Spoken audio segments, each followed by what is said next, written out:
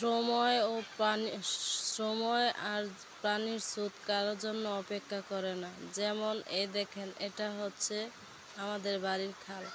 পানিগুলো কি সুন্দর অজস্রে স্রোতের মতো চলে যাচ্ছে। তেমনই মানুষের জীবন। আসসালামু আলাইকুম এভরিওয়ান, সবাই কেমন আছেন? আমি এসেছি আপনাদের মাঝে আমার ভিলেজ লাইফ চ্যানেলটি নিয়ে। যে যেখান থেকে বসে আমার ভিডিওটি দেখছেন, অবশ্যই চ্যানেলটি ভালো লাগলে সাবস্ক্রাইব করে দেবেন। তো এই দেখেন, নদীর স্রোত, সত্যি নদীর স্রোতের মতন মানুষের জীবন। তো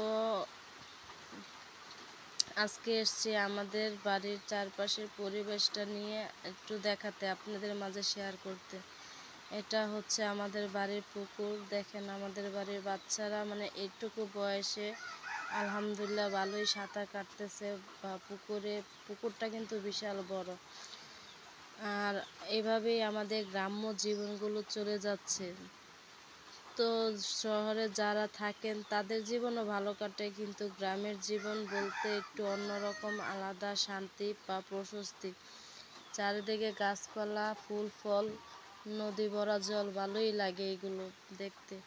এবং আমাদের গ্রামের বউদেরও একটু অন্যরকম কাজকর্ম আছে, যেটা শহরের মধ্যে নেই বা শহরের মেয়েরা করে না বা বউরা করে না।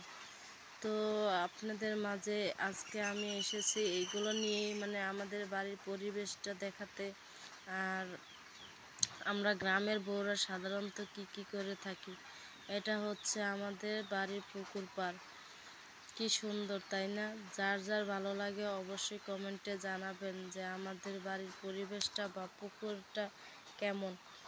এই দেখেন, এইটুকু বয়সে কি রকমই করে।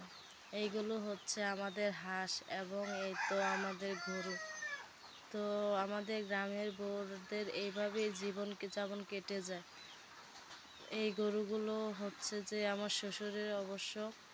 আর শ্বশুরের গরুগুলো মাঝে মধ্যে আমরাই দেখাশোনা করি।